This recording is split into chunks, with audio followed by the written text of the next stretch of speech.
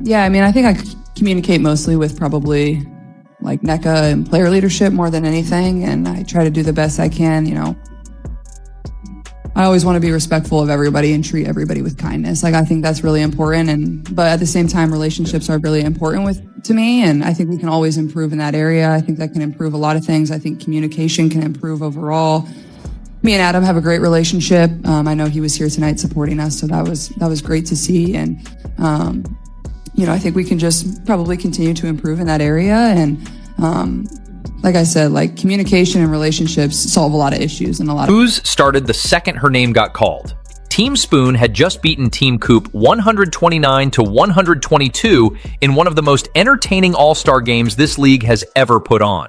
Caitlin Clark had just torched the scoreboard, and the arena was still buzzing when the PA announcer introduced Kathy Engelbert to come out and hand over the post-game trophy. That's usually a formality. A commissioner walks out, smiles, hands over some hardware, everybody claps, and the broadcast moves on. Instead, the moment her name hit the speakers, the building turned on her before she even got the trophy in her hand. Kathy is probably done. She is probably done as commissioner. It says here, Kathy Engelbert helped the WNBA capitalize on growth, but now her relationship with players is holding it back. Obviously, they're talking a little bit about all this other stuff. And yeah, so a lot of insiders are saying this is Kathy Engelbert's last year. And it's so funny. People are like, oh yeah, she hasn't made any effort to prioritize a relationship with Caitlin Clark as one of like the negative things. And people are like, oh, they're just going to sign. Scattered heckling from one section either. It was loud enough and sustained enough that broadcasters had to talk over it just to keep the segment moving. The same way crowds have booed her at previous All-Star events over pay disputes and CBA frustrations. And that's really the point here. This wasn't some rowdy one-off from an angry fan base having a bad night. This is now the second year in a row that Engelbert has walked into an All-Star trophy presentation and gotten booed for it. And when something repeats like that at the league's biggest annual showcase, it stops being a fluke and starts being a mess. Executive team executives, like, people are calling out Kathy Engelbert, man, saying she's just not fit for the job. It is getting crazy for her. Let's listen to what I think her name is Courtney. Let's listen to what Courtney had to say right here. Engelbert has turned the WNBA into a mechanism for political discourse that goes off the rails instead of it being a sports engine. There is not a worse commissioner in pro sports than Kathy Engelbert. And I could go on for the entirety of this segment, but I'll give you this so we could, yes, I know it can be a little long-winded.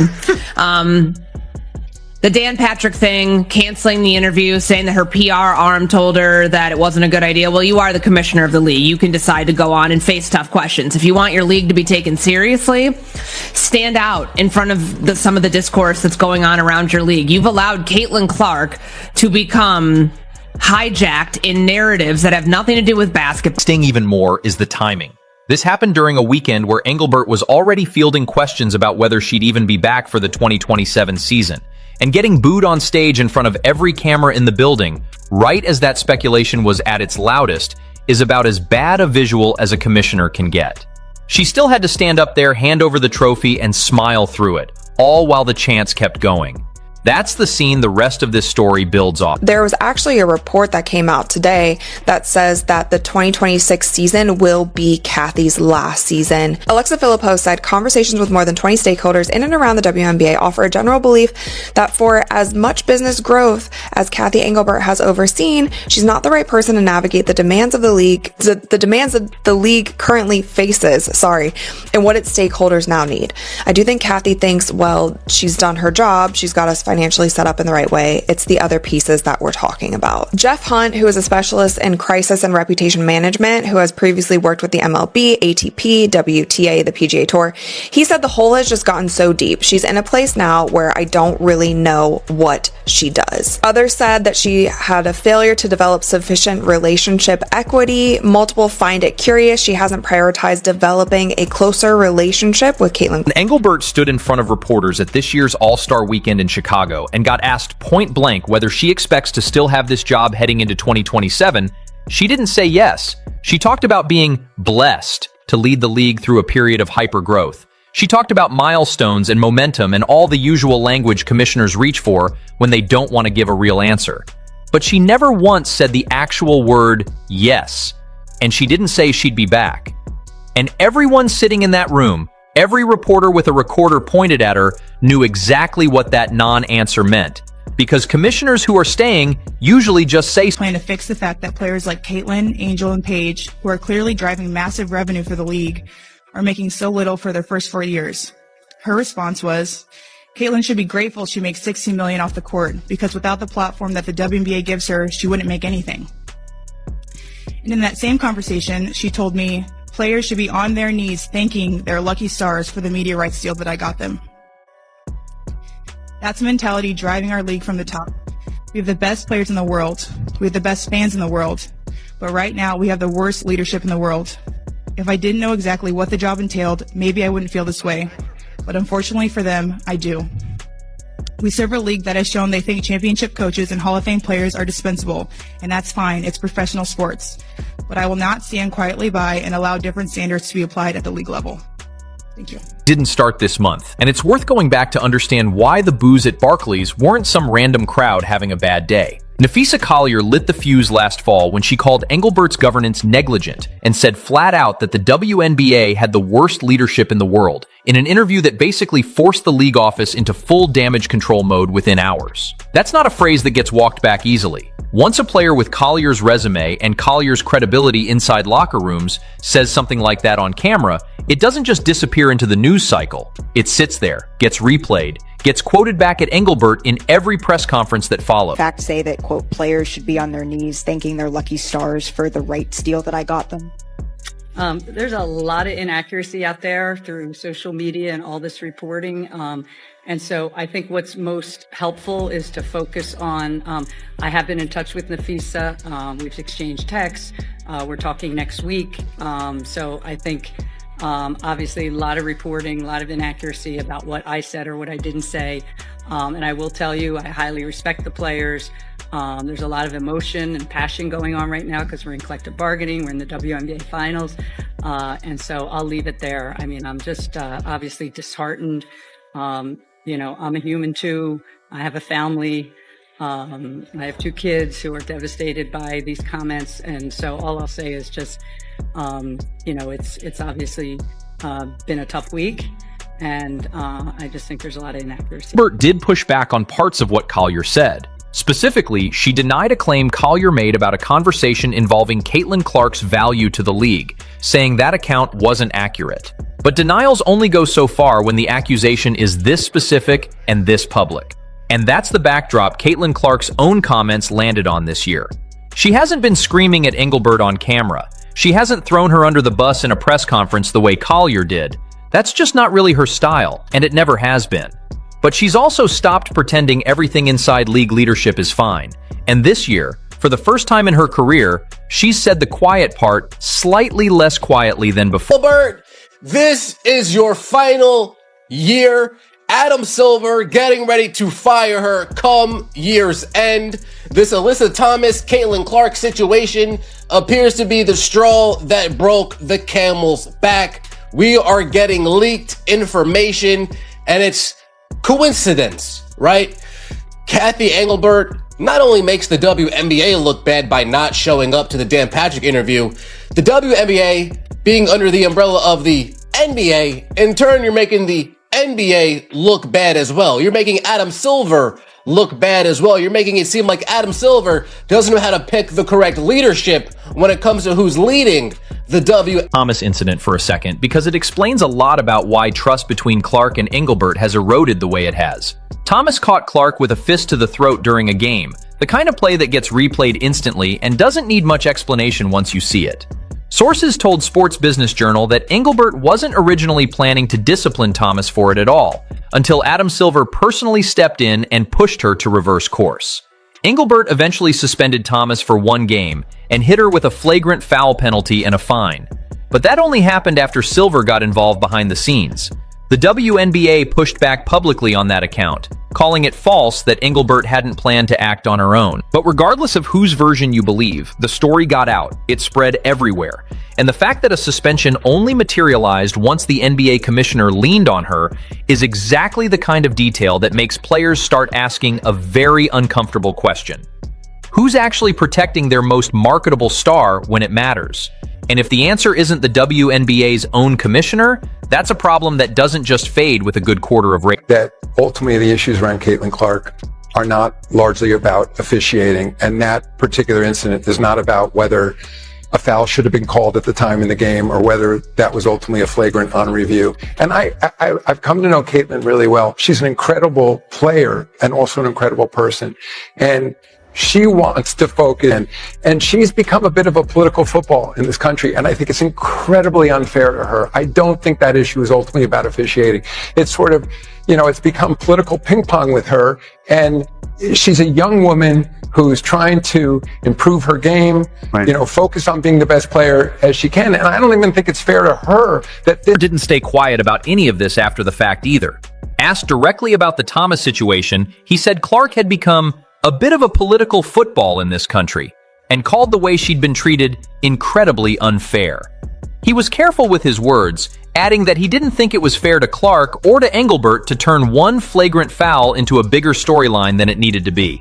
But when the head of an entirely different league starts publicly defending your player, in your league, on a topic that isn't technically his to comment on, that tells you something real about how much Silver actually cares about getting this right. He didn't have to say anything. He chose to. That's not new behavior for him either, and it's worth pointing out this has been building for a while. It sounded like a direct read on Engelbert's leadership without him actually saying her name out loud. Reports at the time suggested Silver was quietly trying to smooth things over with Engelbert behind closed doors, while still applying public pressure whenever a moment called for it. That's a pattern.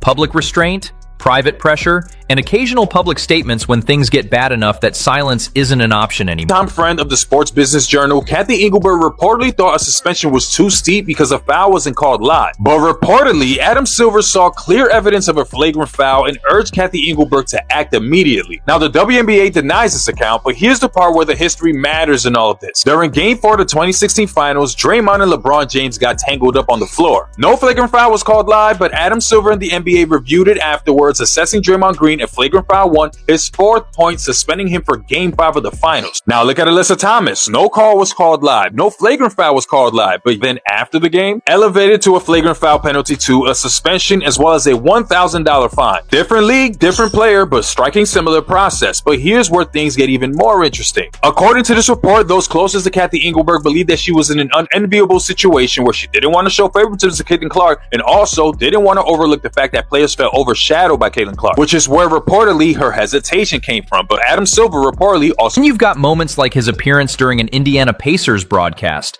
where he talked at length about the popularity of Caitlin Clark and the fever exploding globally, mentioning ticket sales and jersey numbers and international interest, and didn't mention a single other WNBA player by name the entire time. That's the kind of clip that gets cut up and replayed 100 times across social media, because it says a lot without technically saying much at all. Silver knows exactly what Clark means for basketball as a business right now, across both leagues, and he's never really hidden that fact or tried to soften it for anyone's comfort. Everybody with kindness. I think that's really important, but at the same time, relationships are really important to me, and I think we can always improve in that area. I think that can improve a lot of things. I think communication can improve overall. Me and Adam have a great relationship. I know he was here tonight supporting us, so that was great to see, and I think we can just probably continue to improve in that area. And like I said, communication and relationships solve a lot of issues and a lot of problems. That's where this month's story actually breaks open into something bigger than background noise. After leading Team Spoon to a 129-122 win over Paige Beckers and Team Coop at the 2026 All-Star Game, a game that's already being talked about as one of the most entertaining in league history, Clark got asked in the post-game press conference whether her relationship with league leadership had gotten better since the new CBA went into effect. She kept going from there, saying communication and relationships solve a lot of issues, and that there's still room to keep improving across the board. That's Clark, in her own words, on the record, publicly putting Silver in a good light while she was standing in the exact same building where Engelbert's leadership had been questioned all weekend long by reporters, by fans, and reportedly by team executives behind closed doors. WNBA has so much to be proud of, and I feel like, we're always so focused on the negative when we can be focused on the positive. And WNBA leadership has created a lot of positives for this league too, and that should be celebrated. And Kathy has also brought a lot to this league and helped us reach new milestones. But there's always room for improvement in everywhere of a business. And I think we can, just go back and reflect and find ways to get better. And but overall, I think relationships and community. Notice what Clark didn't do in that moment, because it says just as much as what she did say. She didn't trash Engelbert outright. She actually gave Engelbert some credit too, saying the league has a lot to be proud of and that Kathy has brought a lot to this league and helped us reach new milestones, while adding there's always room for improvement. That's a carefully worded answer, and anyone who's watched Clark handle media for the past few years knows she doesn't say things by accident. It's not a full takedown of Engelbert, but it's also clearly not a full endorsement either. And putting Silver's name front and center in that same breath, right as speculation about Engelbert's future is at its loudest point all year, doesn't feel like something Clark stumbled into by— It will be. It probably will be Kathy's last season, and we've talked about this in previous episodes, and we also talked about this during the whole CBA thing. It was a disaster. And Kathy has done a lot of incredible things for the WNBA, and a lot of things that I personally have heard that have gone on behind the scenes that we actually don't see publicly. She's done a lot to make sure that this league stays afloat. But again, it seems like it's more from the business side and not so much the relationships that she builds with players. And there have constantly been more and more players coming out and saying that they don't have a relationship with her. She's not doing great and things need to be better. And I do think that there has been just so many fires across the WNBA that haven't been put out quickly enough. The PR hasn't been great. The marketing hasn't been great. Himself has stayed pretty guarded whenever he's asked directly whether Engelbert stays past this year. Back in March, right after the new CBA got finalized, reporters asked him flat out if she'd continue in the role, and he wouldn't confirm it, saying only that there hadn't been recent discussions about her future plans. That's about as close as a sitting commissioner gets to saying, "We'll see," without actually forming those words. This month, at NBA Summer League, he was asked again about her performance and gave a version of the same careful answer, saying he's very pleased with where the WNBA is, while noticeably not speaking directly for her or committing to her staying. But structurally, the WNBA board answers to the NBA in a real sense, since Silver was the one who appointed Engelbert to the role in the first place back when she got hired. If he's the person deciding who eventually replaces her, or at least heavily influencing that decision behind the scenes the way commissioners of this stature usually do, players like Clark clearly see him as someone who actually understands what this league needs going forward. Whether he ends up in that chair himself or simply picks whoever does, his fingerprints are already all over this succession conversation, whether the league office wants to admit that publicly or not. She's been terrible. One of her number one problems is not publicly heading trouble off at the pass. And I'm talking about having a press conference, getting in front of people, and taking the bullets. She refuses to do it. Remember? She's literally at the same golf tournament where Dan Patrick is hosting his show, and she backed out. She ghosted him on an interview that went mega viral after she did it because Dan Patrick drowned her, and then so did everybody else. She refused to take responsibility. Have picked up on all of this fast, and honestly, faster than the league office has managed to respond to any of it. Since the All-Star Weekend reporting dropped, timelines have been flooded with clips pairing Clark's comments about Silver directly against footage of Engelbert getting booed at Barclays last year, basically writing the succession story themselves before the league has said a single official word about any of it. ESPN reported that Engelbert stayed deliberately vague when asked about her own job status this weekend, repeating lines about being blessed to lead the league through hypergrowth rather than giving anyone in that room a straight answer. And Clark, without raising her voice once, without throwing a single direct insult at anybody, has managed to make it pretty clear who she trusts and who she's simply tolerating for now while the business side sorts itself out. Whether Silver ends up with any formal role in picking the next commissioner remains to be seen, and the league hasn't announced anything close to a timeline. But if this month proved anything at all, it's that Kathy Engelbert's grip on this job is loosening fast, and Caitlin Clark isn't exactly rushing over to hold the door open for her on the way out.